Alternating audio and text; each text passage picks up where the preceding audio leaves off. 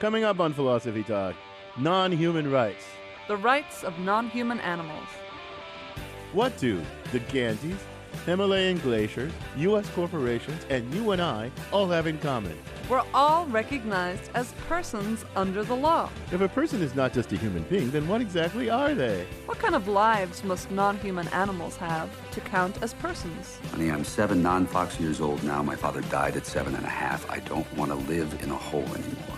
And I'm going to do something about it. If we grant primates and elephants and orcas personhoods, then where does it stop? Sometimes a pony, sometimes a pony, sometimes a pony gets depressed. Look, worms feel pain, but we're not going to grant them non-human rights, are we? Our guest is Stephen Wise, author of Rattling the Cage, Toward Legal Rights for Animals. Non-human rights. Coming up on Philosophy Talk.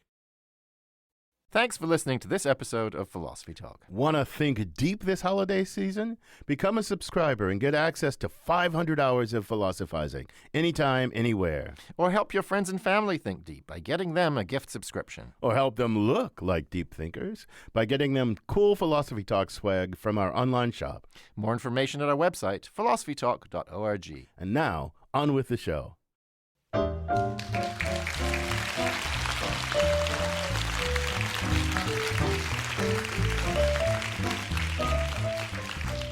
Should some non-human animals be legally regarded as persons? And should those animals be allowed to sue in court to protect their legal rights? This is Philosophy Talk, the program that questions everything. Except your intelligence. I'm John Perry. And I'm Ken Taylor. We're coming to you from Cemex Auditorium on the Stanford campus. Our thinking originates a stone's throw away from here at Philosopher's Corner on the main quad. That's where Ken and I teach philosophy. Welcome, everyone, to Philosophy Talk.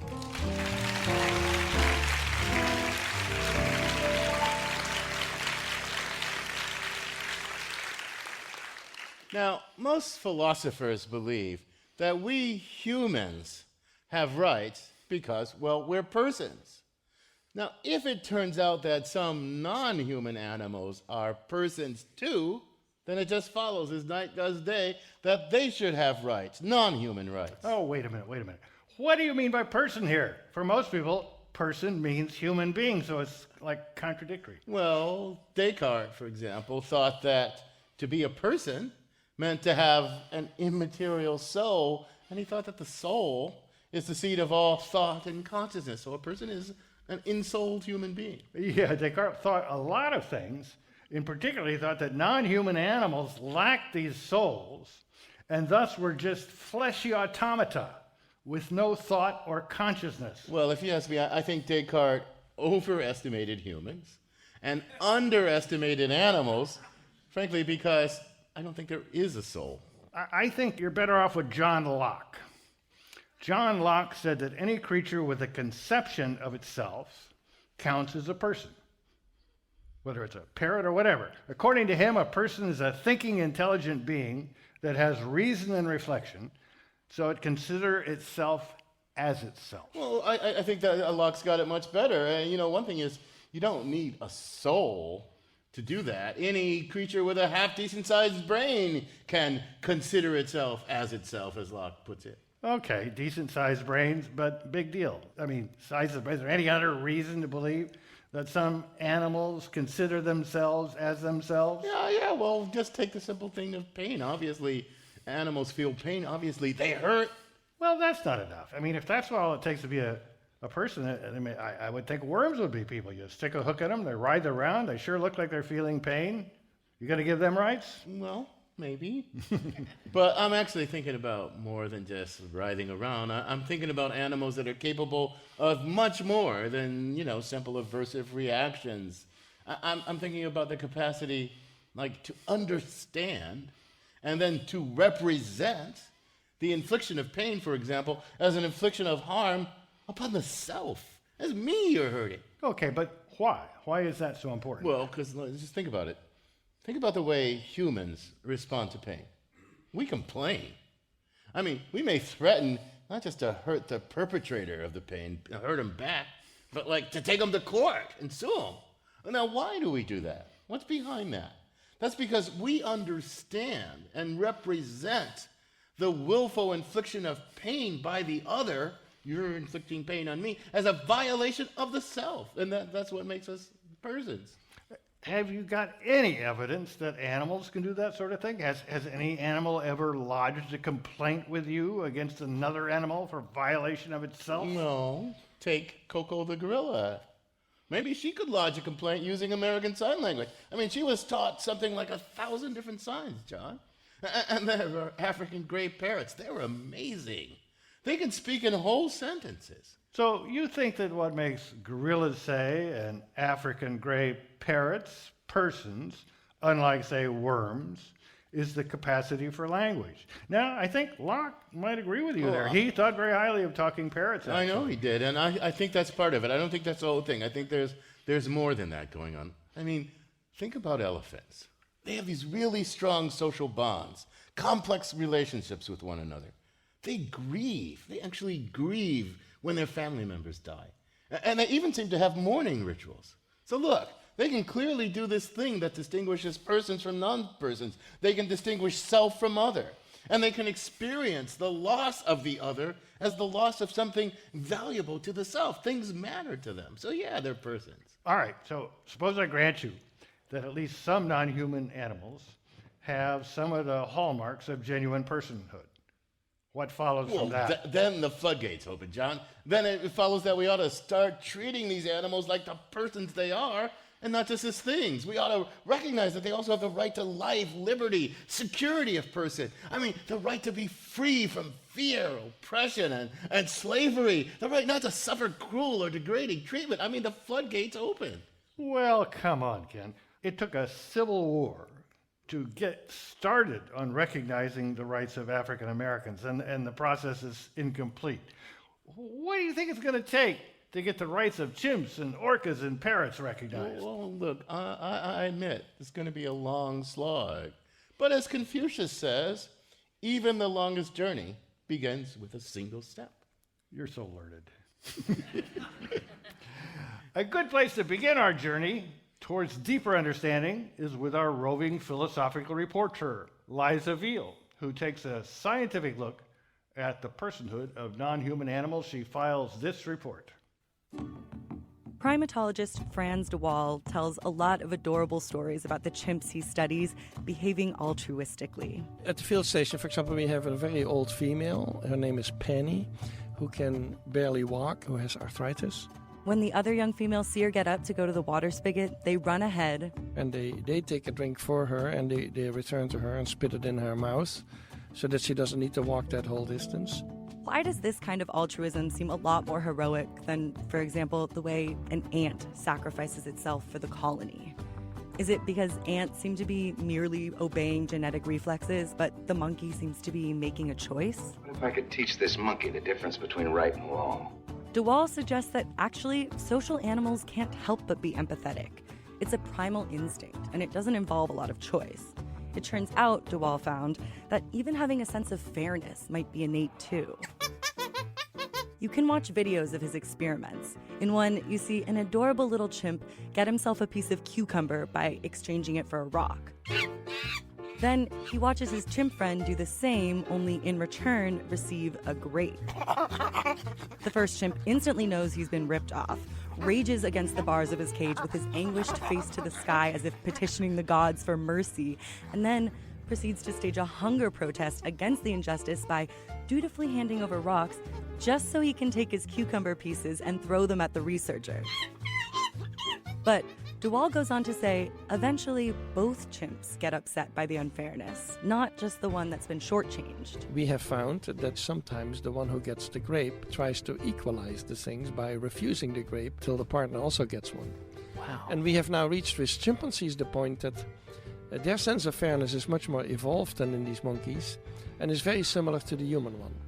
But monkeys don't do things because they think they ought to. They do things because of emotions. De Waal says behaviors that seem to be enlightened or chosen or taught to us by our parents, like acts of empathy or ones that promote fairness within a group, they may just be reflexive, because emotions, by definition, are not chosen.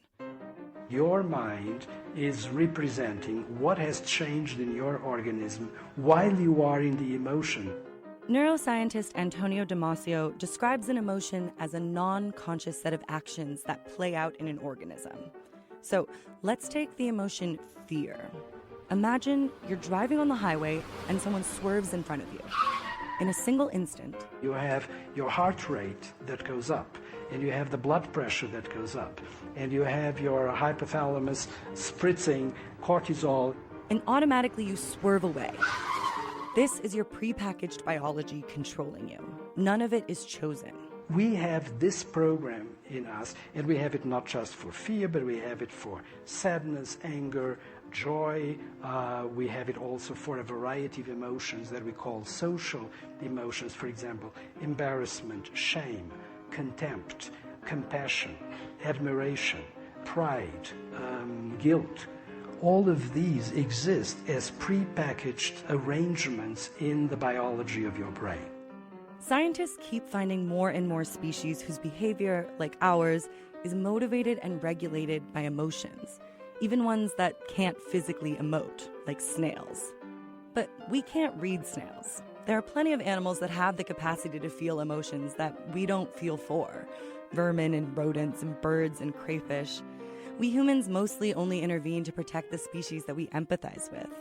In that light, our behavior sounds kind of like the chimp in Franz de Waal's lab and his solidarity protest tantrum over the great grape injustice. For Philosophy Talk, I'm Liza Veal. Thanks, Liza. That was fascinating and in some odd way inspiring. I'm John Perry, along with my fellow philosopher at Stanford, Ken Taylor. We're coming to you from Cemex Auditorium on the Stanford campus. And our guest today is a legal scholar. He's the founder and president of the Nonhuman Rights Project. He's author of a book called Rattling the Cage, Toward Legal Rights for Animals. Please welcome to the Philosophy Talk stage, Stephen Wise.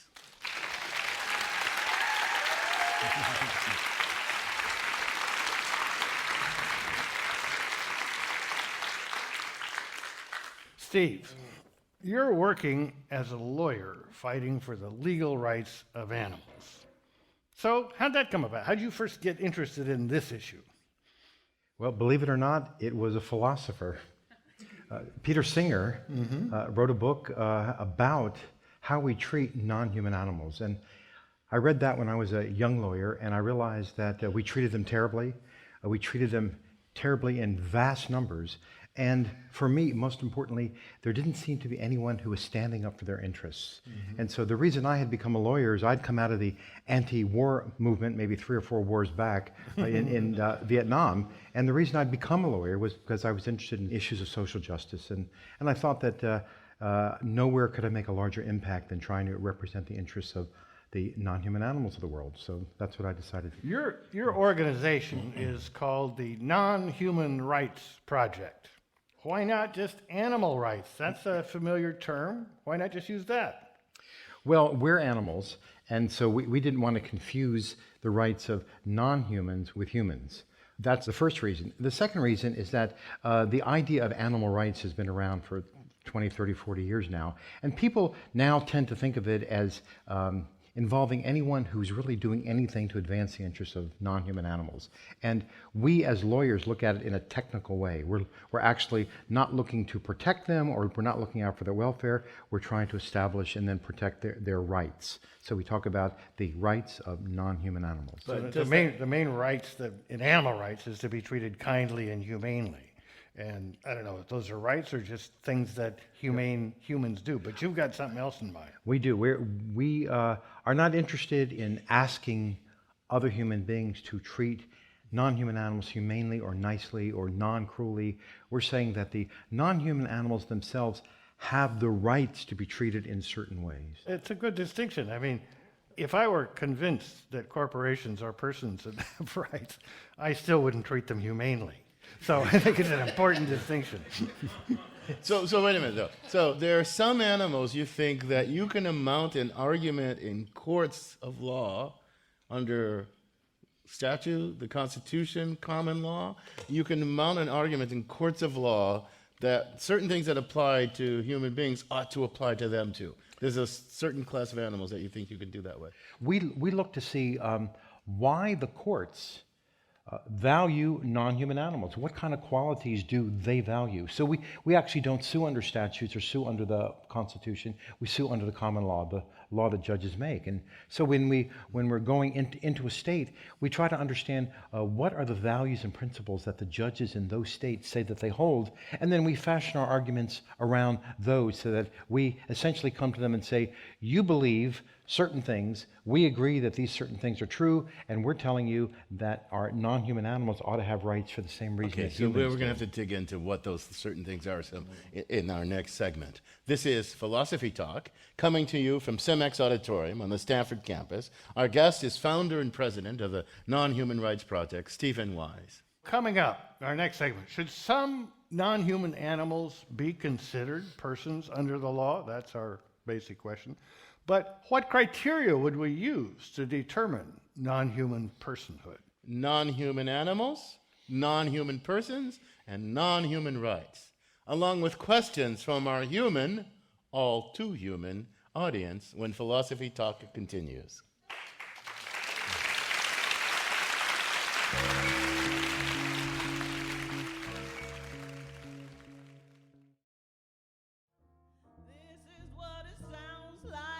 When doves cry,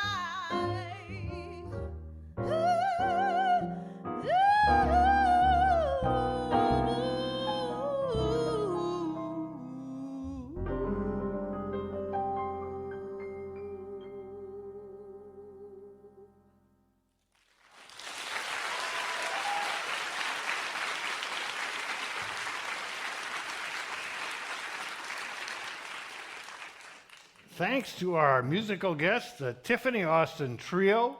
This is Philosophy Talk. I'm John Perry. And I'm Ken Taylor. Our guest is legal scholar Stephen Wise, and we're thinking about non-human rights. Do you think of your dog or a cat as a person, or your parrot? If you do, how does that affect the way you treat them? How would you treat non-human animals that aren't persons different from ones that are persons? You can join the discussion, and if you're a gorilla that uses sign language or a parrot that tweets, we will try to accommodate you. So, Steve, as I understand it, you think that certain animals, like chimps, elephants, orcas, deserve to be considered not as non-human animals, but non-human persons, and they should be so considered in the eyes of the law.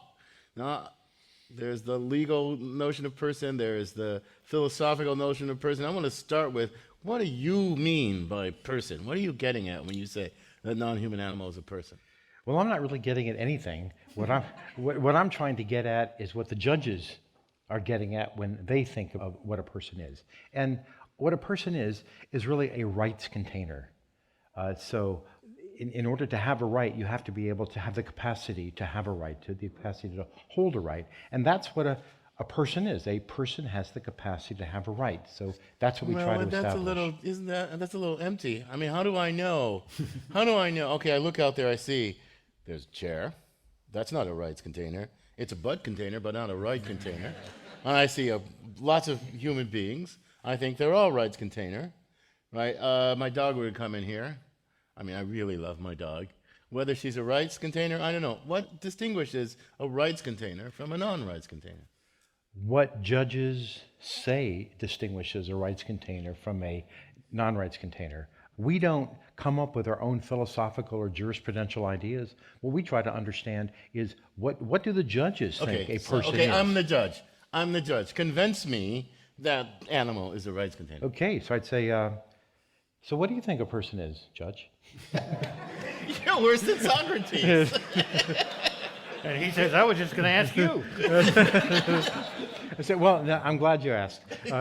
So before we go in and have the conversation like that with a judge, we will have studied the law intensively for months or years so that we already understand what that is. So for example, in the state of New York, we understand that an entity who is autonomous is supremely valued by the common law, by the judges of the state of New York. And so we go to the court and say, we understand that you supremely value autonomy, And so now we're prepared to bring our client in front of you, or a chimpanzee, and prove to you that she is also autonomous. And so you already tell us that you value supremely autonomy. She's autonomous.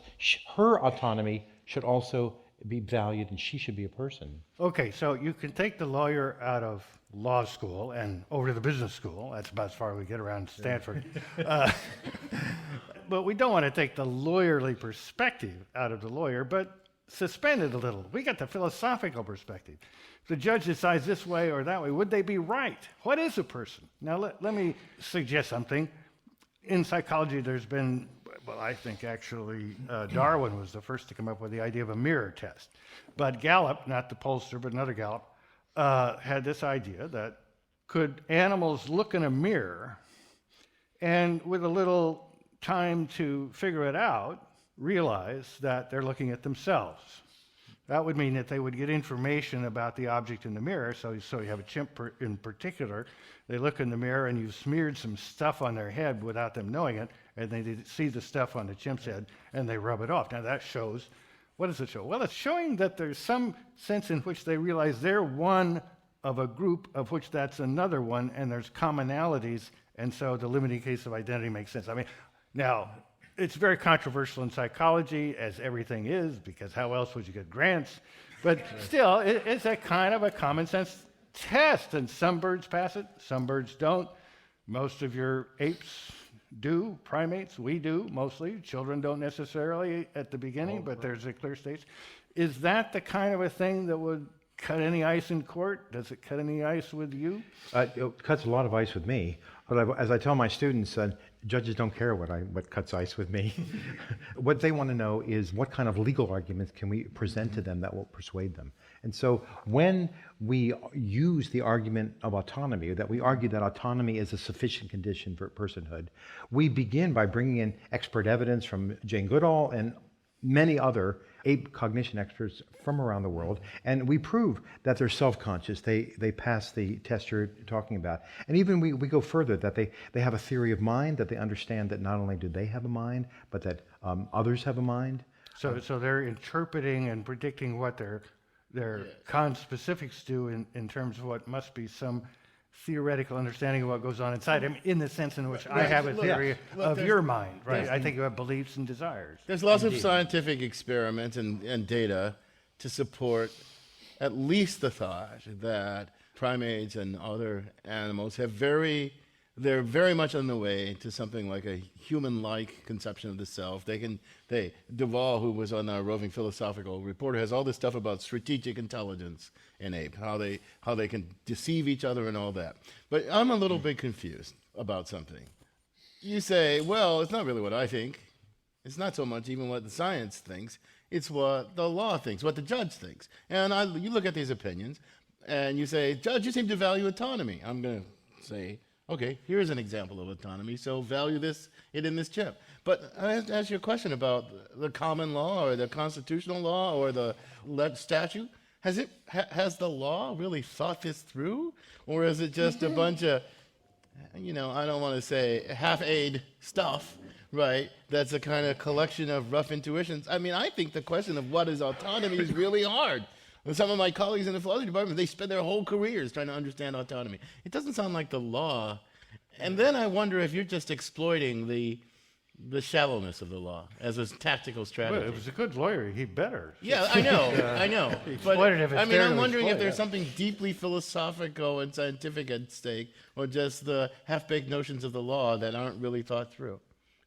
Well, unless we want to get sued by the chimpanzees for malpractice, we had better understand what's going on and bring the fight to the judges. When we argue that autonomy, say in the state of New York right now, it is what we do argue is that it is a sufficient but not a necessary condition for personhood. I mean, it gets way more complex. The country of New Zealand in the last year has designated a national park as a person, the Wanganui River as a person. Last month, an Indian court held that the Ganges River was a person. Isn't that a reductio ad absurdum of the law and its concept of autonomy and person? That's what I'm getting at, that the law is built on this thin thing, and I admire you for exploiting the law, but I thought there was something deeper here. That it's not just the thinly thought out notions of law. Look, the law lets corporations be persons. That's the silly. It shows you how shallow the law is. Well, let me interject here, or add, or pile on. That's what I want to do. I can feel it.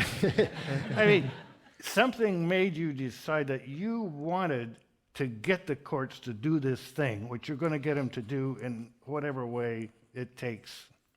But what happened to you that made you decide that's what you wanted to do was that in some sense, you came to believe that animals are persons, and if humans get rights, they should get some rights or certain rights too. You came to believe that. Then you've got this other job of convincing people who believe that 70 years in prison for a little dope is not cruel and unusual punishment, that corporations are persons, and God knows what else. Okay, I admire you taking on that.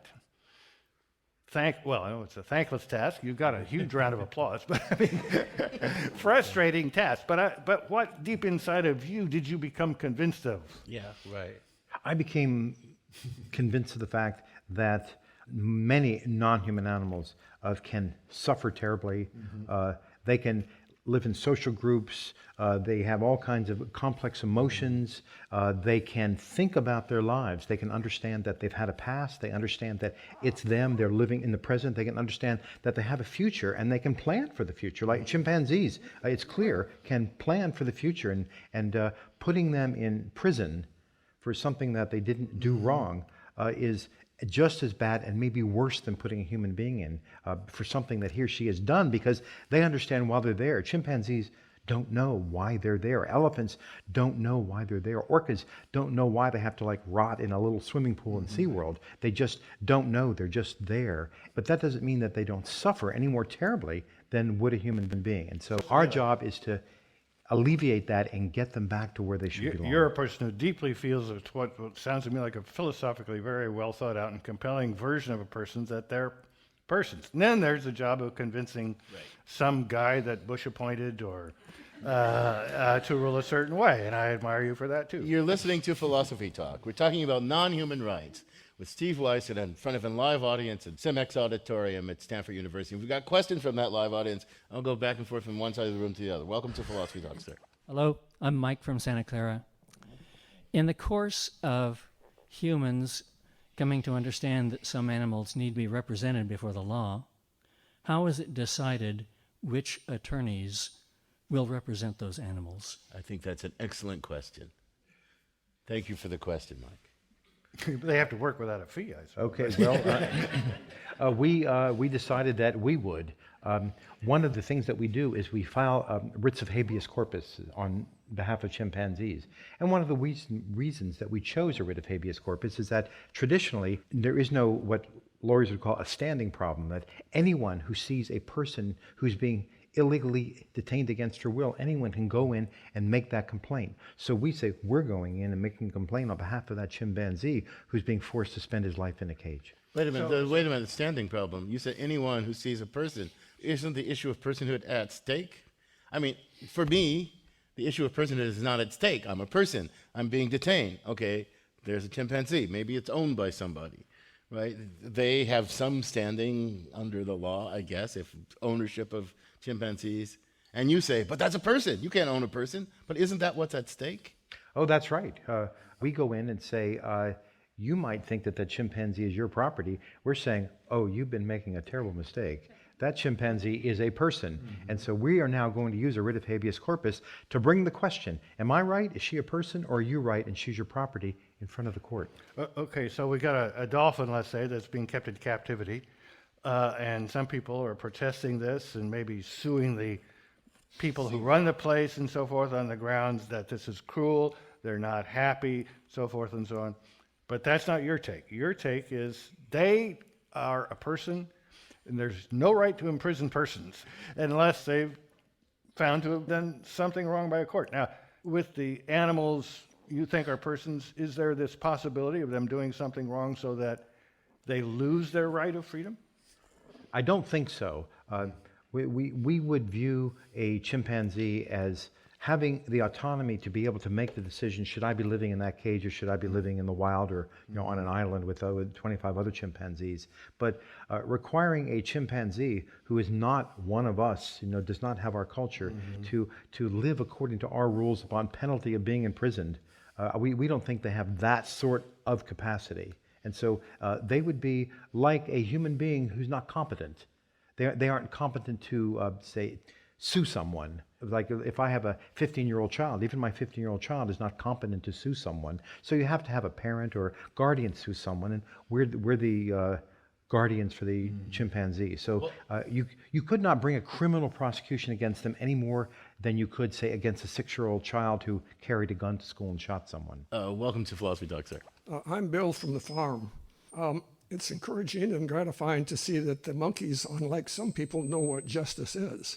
But I've heard there's also animal watchers have seen troops of monkeys traveling in their native habitat, and as they go past some delicious food off to the side of the trail, one of them notices it, and he notices it that the others don't notice it. So unlike chickens who share, he doesn't share, and he comes back and gets this food himself. Would you have an opinion on what should be done about him? Yeah, that's who they are. They're not Socrates, Aristotle, and Plato. They're monkeys. And just by the way, most humans are not Socrates, Aristotle, and Plato either. We're just humans. Present company accepted. That's exactly which is what he was saying. And chimpanzees do the same thing. If there are studies showing that if a chimpanzee knows that another chimpanzee is seeing certain foods and he's a dominant chimpanzee, then the non-dominant, the submissive, won't try to get the food. But if that chimpanzee can understand that the dominant chimpanzee cannot see that there's food out there, the submissive one will go out and grab it. That's just how we all are, chimpanzees, monkeys, and humans alike. You're listening to Philosophy Talk. We're thinking about non-human rights with Steve Weiss, author of Rattling the Cage, Toward Legal Rights for Animals. How can we change the way some non-humans are treated under the law? Where by treatment, here we have whose rights are being violated. Which species should be considered person? They have to pass the mirror test, something else. Dogs aren't going to pass the mirror test because they just sniff. And what does that mean about their rights? We're coming to you from Cemex Auditorium on the Stanford campus. We'll take more questions from our human audience when Philosophy Talk continues.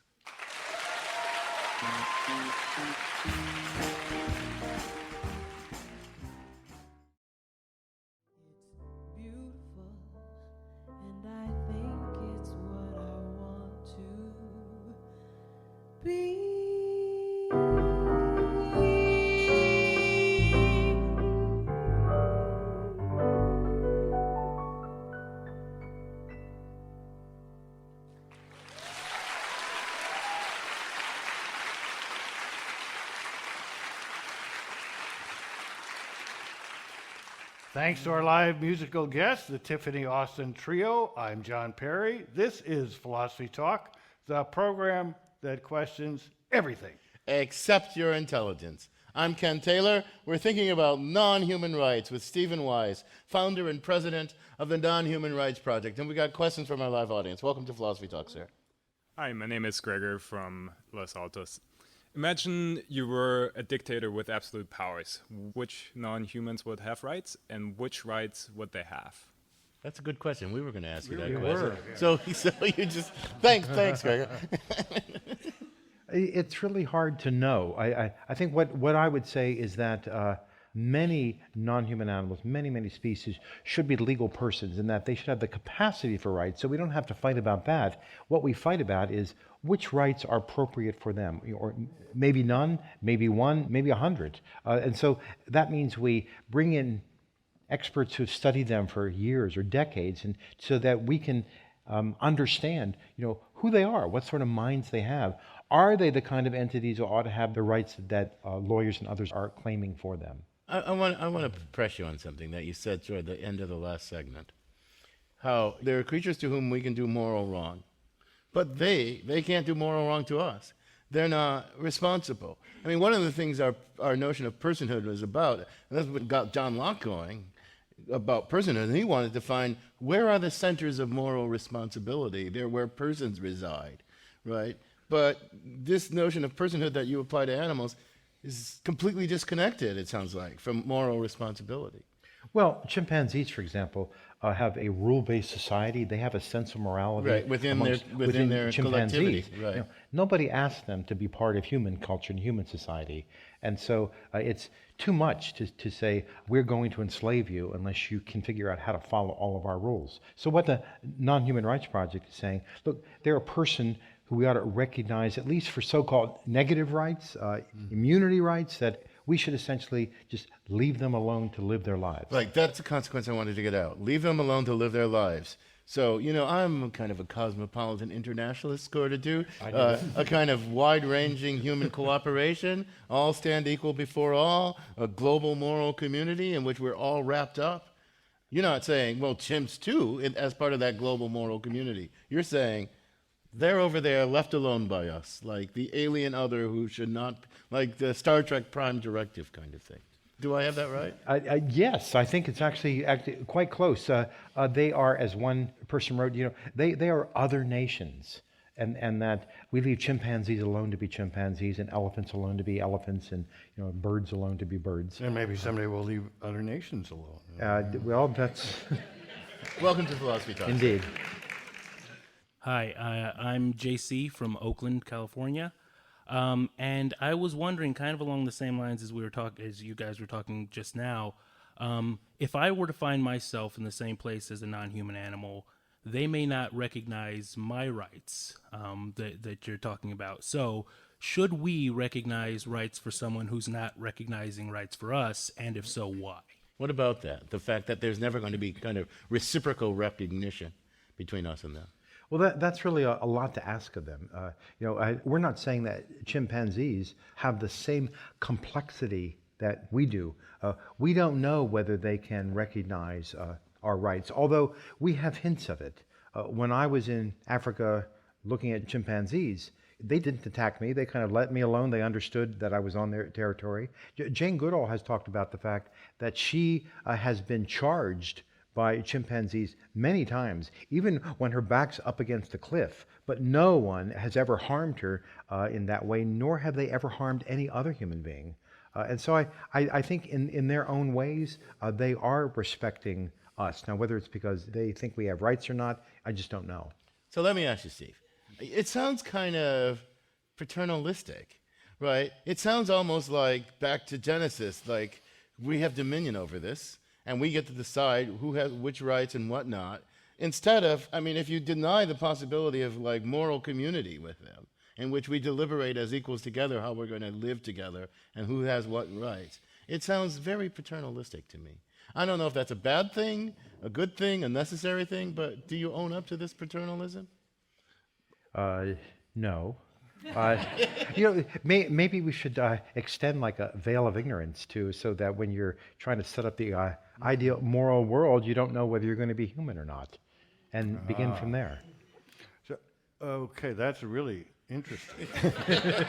Now, let me ask you an example. Okay, so in California, we have bears. We have mountains full of woods and bears, and we go camping there, and I don't know where bears are on the person. The bears I've known struck me as pretty intelligent. Not up to the great apes, but they know what they're doing. They plan ahead. They make choices. Now, are we violating the rights of a bear that's coming down and destroying the garbage cans in campgrounds? We don't need to worry about the bear tearing someone apart, although they do that under certain circumstances. But they never agreed to those rules. They never agreed to not go through garbage cans. So if we put that bear in a cage just for a day to transport it away from the campgrounds, is that a case you think would be a violation of rights, or should be considered by the court a violation of rights? Or It's not only a legal but a philosophical problem, but it's also an environmental problem. First we take away their habitat, so they're forced to live, cheek to jowl with us, even though they probably wouldn't if they had their choice. And so then you're inevitably going to have conflicts. And it happens here. It's happening in Africa all the time. What happens when, as the African population expands and elephants begin to trample their crops or chimpanzees raid their crops. These are really serious problems that, frankly, we have created. Welcome to Philosophy Talk, sir. Hi, my name is Duncan. You have talked about rights for chimpanzees and cetaceans, but what about the billions of animals in our factory farms?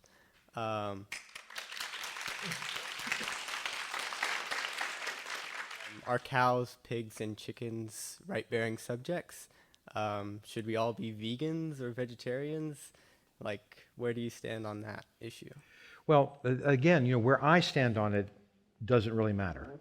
The question is, what sort of legal arguments can we make? And right now we're at the beginning of this. We're only 3 years into it, and the arguments that you're setting forth now are the ones my opponents make of me. So we're coming in and saying this chimpanzee should not be in a cage. He should have a right to bodily liberty that's protected by writ of habeas corpus. And the other lawyer stands up and says, "But Judge, if you do that, then we're all going to have to be vegans tomorrow." And so they use that argument to try to prevent me from taking the first step. Welcome to Philosophy Talk, sir. Hi, my name is Michael, and I live in a little tiny village in the south of France. It's pretty obvious that a duck or a snake or a tuna fish doesn't need our help. They're autonomous. And to deny that, it seems to me, is a colossal human arrogance.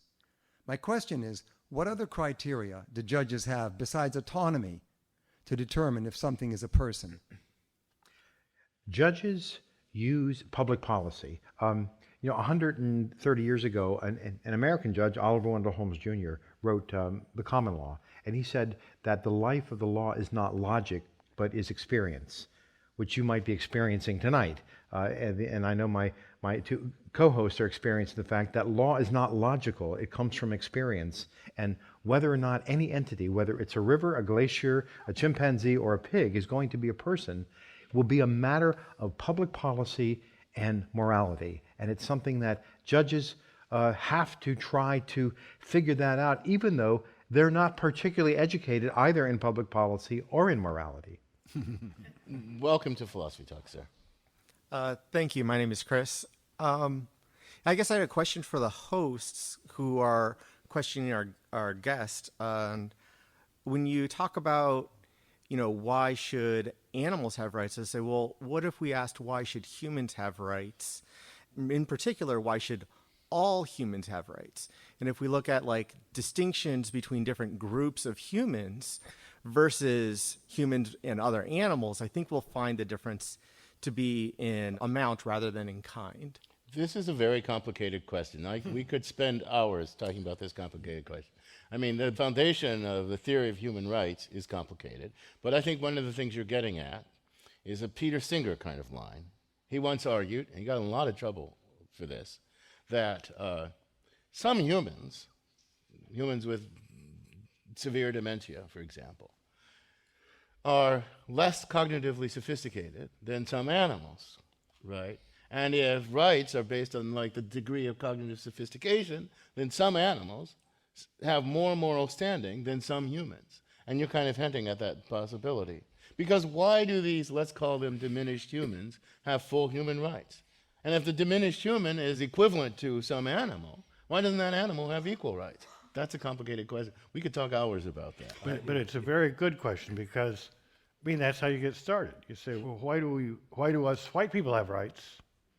That's the first question you need to ask when you find you don't have an explanation that works for us and doesn't work for the African Americans or the American Indians, then you're on the road. So it's a very good question, which we don't have time to consider. That's a deeply philosophical question. Could I also add one thing? That what we've been talking about so far is what kind of a characteristic is sufficient for personhood right now. That is an argument from liberty.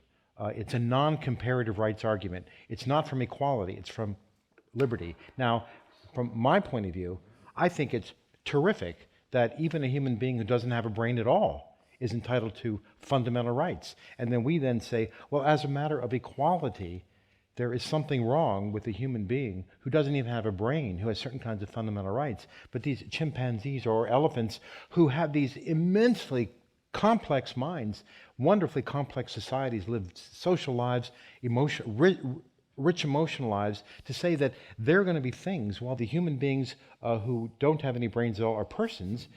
There's something wrong with equality, and we think those humans should have rights, but then that means so should the other non-humans. Well, this is fascinating stuff, but you know what? We got to end sometime. And Steve, I'm going to thank you for joining us. It's been a tremendous conversation. Thank you very much.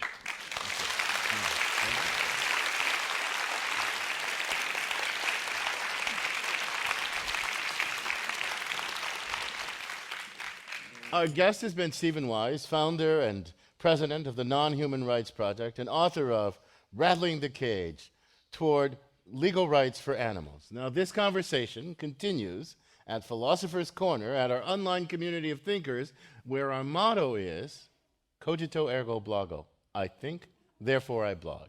And you too can become a partner in that community just by visiting our website at philosophytalk.org. Now, here's a guy fighting for every creature's right to talk as fast as they want. It's Ian Scholes, the 60-second philosopher. Ian Scholes, at the risk of incurring critter shaming or whatever passive-aggressive punishment social media is doling out this week, I'll confess I used to like elephants at the circus. I liked them lumbering around with the bunting and spangles and the shiny, smiling women straddling their thick necks and waving. PETA, People for the Ethical Treatment of Animals, told us that these elephants were actually miserable. They would pick at the circus, which interfered with my enjoyment, but I would still get a thrill when the elephants knelt in a circle and the band struck a major chord. Last year, the circus decided to drop elephants as part of the show, and this year announced there wouldn't be a show at all. The Ringling Brothers Barnum and Bailey Circus finally defunct after 146 years, and that's all for the good, I guess. No more parading elephants, or bullfights, or bucking broncos, or lion taming. That's fine. When I was a kid, big game hunters were heroes in movies. They'd fall in love with Ava Gardner. They're on the veldt, and wind up with so many manly tears they could barely shoot down the rampaging rhino with their man-liquor. Hunters are villains today, or they shoot with cameras, or they shoot robots or aliens, or get killed by velociraptors in Jurassic Park. Wild nature, as it shrinks and lessens, becomes friendlier, more familiar. Instead of our dominion, it has become an ecosystem. We're all in it together, the only difference being we still eat, many of them for dinner. We rescue critters with one hand, trying to pretend they're our eco-buddies, some of them what we like to call remarkably intelligent, like whales and gorillas and parrots and octopuses. There's so much we can learn, but on the other hand, get those animals out of the way, we've got a wall to build.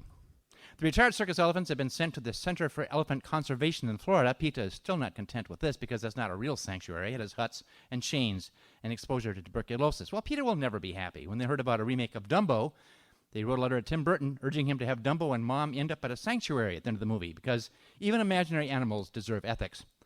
On the other hand, I just read a report by the Center for Consumer Freedom, which certainly sounds legitimate. CCF claims that shelters run by PETA are a bit trigger-happy, at least in Virginia.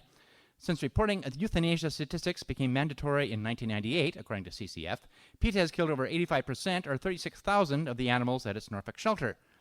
I don't know what to make of that. I know that PETA does not like the trap, neuter, release approach to feral cat control because cats are predators and would still be hell on gophers, snakes, rats, and, sad to say, birds. Maybe PETA thinks that a cat is better off euthanized than being trapped in an abusive relationship with a cat lover who's just going to drive the cat crazy with laser lights and then post the videos on YouTube. The cruelty must stop. It ends here. As a cat owner myself, I sometimes feel bad that I don't allow my neutered cat to have sex or kill a cute little mouse in my pathetic little yard. But on the other hand, he'll probably live to a ripe old age, not succumbing to the contagious diseases and cars that strike cats down. As for elephants, I don't know. Given the choice between butchering them in the wild for their tusks or making them do tricks in a circus for peanuts, I'd pick B. Because the fact is, no matter what, we are the dominators in this earthly dominion. If any animals are going to survive in the future, it will be at our whim. Cruel but true. Not just animals, but humans could use some responsible supervision and a sustainable habitat. What can we do? There's no animal control or PETA for humans. Maybe some nice alien invasion will save us. Some nice alien species will come here, trim our claws, take us for walks, think it's cute that we can talk. Nice human, good human. Don't destroy the planet, okay?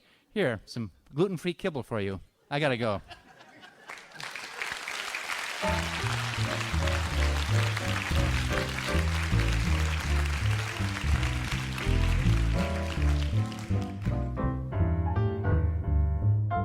Holding hands at midnight, neath the starry sky. Nice work if you can get it, and you can get it if you try. Strolling with the one girl, sighing sigh after sigh. Nice work if you can get it, and you can get it if you try. Philosophy Talk is a presentation of KALW Local Public Radio and the trustees of Leland Stanford Junior University, copyright 2017. Our executive producers are David Demarest and Matt Martin. Special thanks to the Stanford Law School, the McCoy Center for Ethics and Society, the Student Animal Legal Defense Fund, the Stanford People for Animal Welfare, Students for a Sustainable Stanford, and the Peace and Justice Studies Initiative. Thanks also to Jack Herrera, Alex Cheng, Dan Brandon, Crystal Nickerson, and to our musical guests, Adam Schulman on piano, David Ewell on bass, and Tiffany Austin on vocals. The senior producer of Philosophy Talk is the one and only Devin Strolovich. Laura McGuire is our director of research, and our marketing director is Cindy Prince-Baum. Support for Philosophy Talk comes from various groups at Stanford University and the partners at our online community of thinkers. The views expressed or misexpressed in this program do not necessarily represent the opinions of Stanford University or of our other funders. Not even when they're true and reasonable. The conversation continues on our website, philosophytalk.org, where you too can become a partner in our community of thinkers. I'm John Perry. And I'm Ken Taylor. Thank you for listening. And thank you for thinking. And that's a wrap.